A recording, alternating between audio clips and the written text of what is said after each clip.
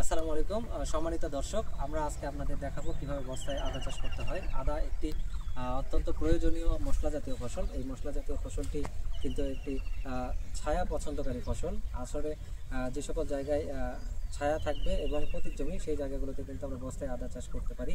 অর্থাৎ পুরাতন কোনো বাগান হতে পারে, অথবা আমাদের লাউ কুমড়ার যে জানালাগুলো আছে এগুলোর নিচে, বা আমরা যদি মাঠে করি সেক্ষেত্রে কিন্তু আমাদের মাঠ ফসল করতে গেলে সেখানে কিন্তু ছায়া প্রদানকারী হিসেবে আমরা ধনচার গাছ লাগিয়ে সেখানে কিন্তু সেটির ছায়াতে কিন্তু বস্তায় আদা চাষ করতে পারি।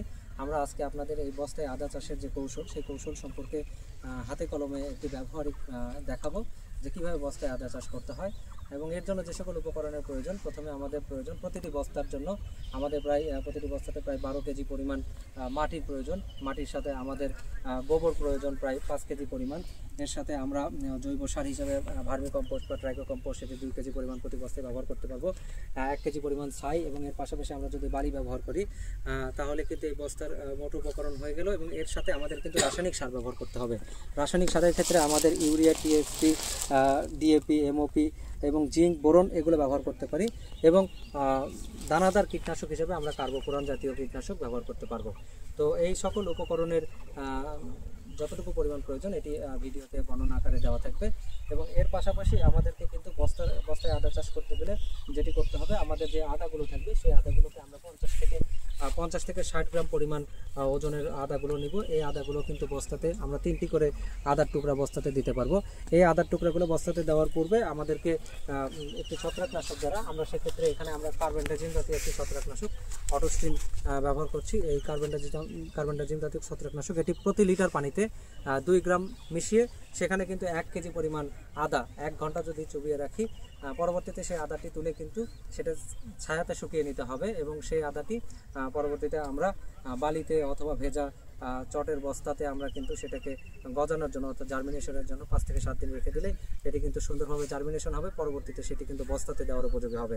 এবং এর পাশাপাশি আরেকটি বিষয় হলো, আমরা যে বস্তায় যে আদা চাষ করব সেই আদা চাষের জন্য কিন্তু আমাদের যে প্রস্তুতকৃত মাটি, অর্থাৎ মাটিতে যে আমরা বিভিন্ন ধরনের জৈব সার, বালি, ছাই এবং রাসায়নিক যে সারগুলো মিশ্রণ করলাম, সেই মিশ্রণগুলো কিন্তু আমরা 14 থেকে 21 দিন অর্থাৎ 2 থেকে 3 সপ্তাহ যদি স্তূপ আকারে কোনো একটা পলিথিন বা কোনো কিছু দিয়ে ঢেকে রাখি, তাহলে কিন্তু সেই মাটিটি ব্যবহারের জন্য একদম উপযুক্ত একটি মাটি হবে। সেই মাটি ব্যবহার করলে সেখানে কিন্তু আমাদের বস্তায় যে আদা চাষ, সেই আদার ফলনটি অত্যন্ত ভালো হবে এবং রোগ বালাইয়ের আক্রমণটা কম থাকবে। তবে আরেকটা বিষয় মাথায় রাখতে হবে, সেটি হলো যে আমরা যদি ইউরিয়া সার ব্যবহার করি এবং ইউরিয়া, ডিএপি বা পটাশ, আমরা পটাশ সারের অর্ধেক পরিমাণ সেটি কিন্তু আমরা প্রথমে মাটি প্রস্তুতির সময় ব্যবহার করে দিব আমাদের যতটুকু পটাশ প্রয়োজন। কিন্তু ইউরিয়া এবং ডিএপি সার, এই সারগুলো কিন্তু আমরা প্রথমে বস্তাতে মানে মাটি প্রস্তুতির সময় আমরা এটি কিন্তু ব্যবহার করব না। এটি প্রথমবার আমরা ব্যবহার করব 50 বা 55 দিনের সময়। আমরা প্রথমবার ইউরিয়া সারের অর্ধেক পরিমাণ আমরা ব্যবহার করতে পারবো। পরবর্তী অর্ধেক পরিমাণ আমরা কিন্তু সেটি 80 দিন বয়সে ব্যবহার করতে পারি। এবং এর পাশাপাশি আমরা যদি সেটি 3টি স্প্লিটে দিতে চাই, ডিএপি সার অথবা পটাশ সার, সেটি কিন্তু আমরা 110 দিন বা 130 দিনের সময় আরেকবার যদি ব্যবহার করি, সেটি কিন্তু আমাদের ভালো ফলনের জন্য খুবই সহায়ক হবে। এবং আরেকটি বিষয় আমাদের মাথায় রাখতে হবে, আমরা বস্তায় আদা চাষ করতে গেলে এটি কিন্তু বছরব্যাপী একটি ফসল। অর্থাৎ আমরা এখন বস্তায় যদি এই আদা চাষ করি, সেই ফসলটি কিন্তু আমরা আগামী বছরে গিয়ে সেটি উত্তোলন করব। এই বছরের মাঝে কিন্তু বর্ষা আসবে বা অনেক সময় আমরা সেচের প্রয়োজন পড়বে, পানি দিব। এতে কিন্তু মাটিটা যে আমরা যে বালি মিশ্রণ ঘটালাম, বালি এবং ছাই, এর পাশাপাশি আমরা বেলে দোআঁশ মাটি নিয়েছি, যাতে এই মাটিগুলো কম্প্যাক্ট না হয়ে যায়। এবং আরেকটা বিষয় লক্ষণীয়, যে যদি বৃষ্টির পানিতে বা কোনো সময় পানি এখানে জমে থাকার ফলে কিন্তু বস্তায় যে মাটির লেয়ার যেটি থাকবে তার উপরে কিন্তু একটা আবরণ পড়ে যায়, শক্ত আবরণ পড়ে।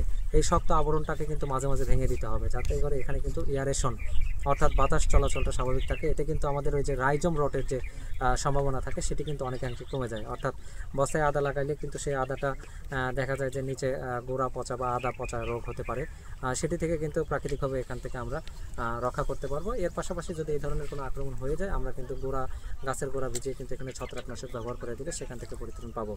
আর সবচাইতে গুরুত্বপূর্ণ যে বিষয়টি, বস্তায় আদা চাষের জন্য কিন্তু আমাদের এই এপ্রিল মাস, অর্থাৎ মার্চের শেষ সপ্তাহ থেকে আমরা এপ্রিলের মাঝামাঝির মধ্যে যদি বস্তায় আদা চাষ করি, এখান থেকে কিন্তু আমরা সবচাইতে লাভজনক হবে এবং সবচাইতে বেশি ফলন পাবো বলে আশা করি। এভাবে প্রতি বস্তায় 3 টুকরা আদা যদি দেওয়া যায় এবং উত্তম পরিচর্যা যদি থাকে, প্রাকৃতিক পরিবেশটা যদি সেখানে সঠিক থাকে এবং অর্থাৎ অনুকূল পরিবেশ যদি পায়, তাহলে কিন্তু একটি বস্তা থেকে 1 কেজি 1.5 কেজি পরিমাণ আদা পাওয়া সম্ভব, যেটি দ্বারা কিন্তু একটি ফ্যামিলির জন্য, একটি পরিবারের জন্য বছরে যে পরিমাণ আদার চাহিদা আছে সেই আদার চাহিদা কিন্তু তিনি নিজেই উৎপাদন করে, অল্প কয়েকটি বস্তায় উৎপাদন করে কিন্তু সেখান থেকে ওনার পরিবারের চাহিদা মেটাতে পারেন। ধন্যবাদ সবাইকে।